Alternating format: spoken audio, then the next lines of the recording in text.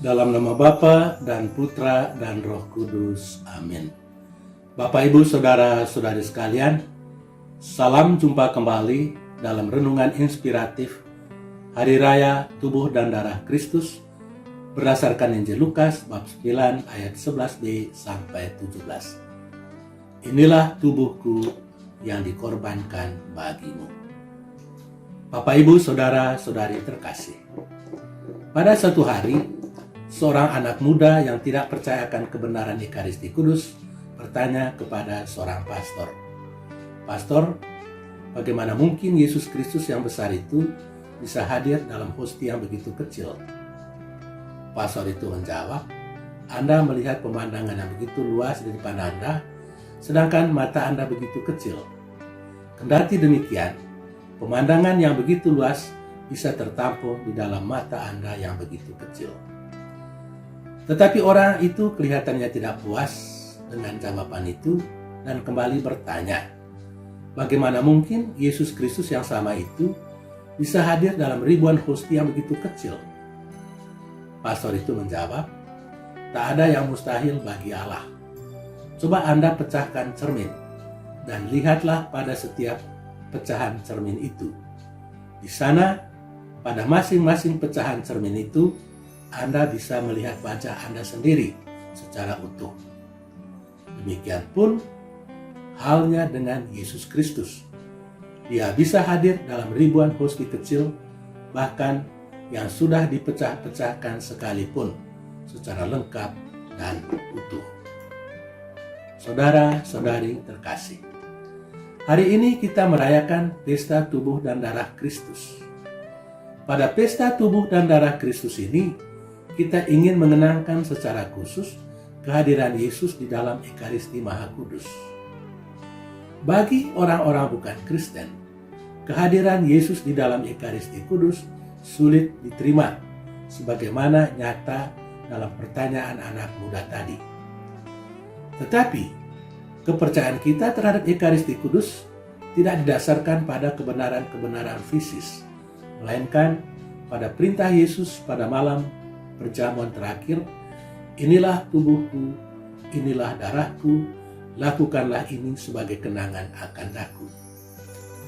Kehadiran Yesus Kristus di dalam sakramen Ekaristi Kudus ditegaskan kembali oleh Konsili Vatikan II dalam dokumen Sacrosanctum Concilium nomor 47 yang berbunyi, "Pada perjamuan malam terakhir, malam sebelum ia dikhianati, penyelamat kita Yesus Kristus mendirikan sakramen Ekaristi Kudus yang merupakan korban tubuh dan darahnya. Hal ini dilakukannya untuk mengabadikan korban salib sepanjang segala masa sampai ia datang kembali pada akhir zaman. Ia menugaskan gereja untuk melakukan kenangan akan wafat dan kebangkitannya di dalam Ekaristi Kudus sebagai sakramen cinta, tanda persatuan, ikatan cinta kasih, perjamuan Paskah, di dalamnya tubuh Kristus sendiri disantap." Saudara-saudari terkasih, di dalam pengalaman mistik Bruder Kotska Wasol SVD, dia mengalami bahwa selama misa kudus, dia melihat Yesus yang menderita begitu jelas. Hal itu terjadi selama 40 tahun dia mengikuti perayaan Ekaristi Kudus. Walaupun latar belakang tempat dan peristiwa itu terjadi berbeda dari hari ke hari. Ia menceritakan bahwa ketika imam memasuki altar, dia melihat Yesus memikul salib menuju altar. Pada saat yang sama, ia juga melihat Bunda Maria berjalan di samping Yesus. Setiba di altar, malaikat mengambil salib Yesus dan ia menghadap imam dan umat, karena pada zaman itu imam mempersembahkan dengan membelakangi umat. Kemudian setelah umat mengakui dosa melalui imam, Yesus mengampuni dosa-dosa mereka. Dan masih banyak lagi pengalaman-pengalamannya yang menarik, sebagaimana tertulis dalam sebuah buku yang berjudul Penglihatan-Penglihatan Bruder Kotska Wasel SVD, yang telah diterjemahkan dalam berbagai bahasa.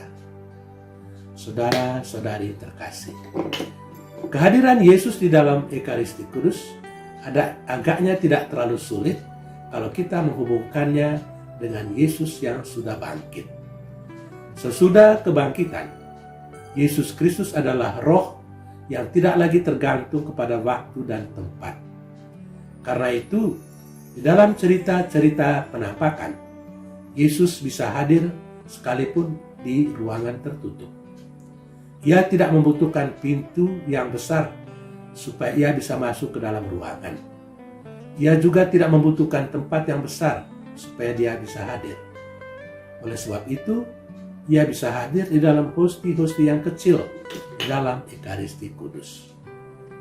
Saudara-saudari terkasih, Santo Cyrillus pernah berkata, dia yang menerima tubuh dan darah Kristus bersatu dengan dia, sehingga dia ditemukan dalam Kristus dan Kristus ditemukan di dalam dia. Hal itu berarti bahwa setiap kali kita menerima komuni kudus, kita membawa serta Kristus di dalam diri kita. Lebih lanjut, hal itu berarti bahwa tingkah laku kita hendaknya selaras dengan keinginan Kristus yang ada di dalam tubuh kita.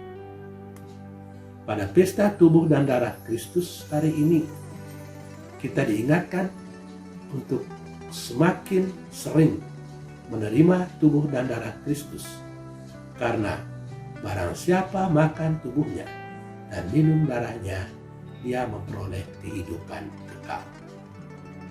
Tuhan memberkati kita. Amin. Dalam nama Bapa dan Putra dan Roh Kudus. Amin.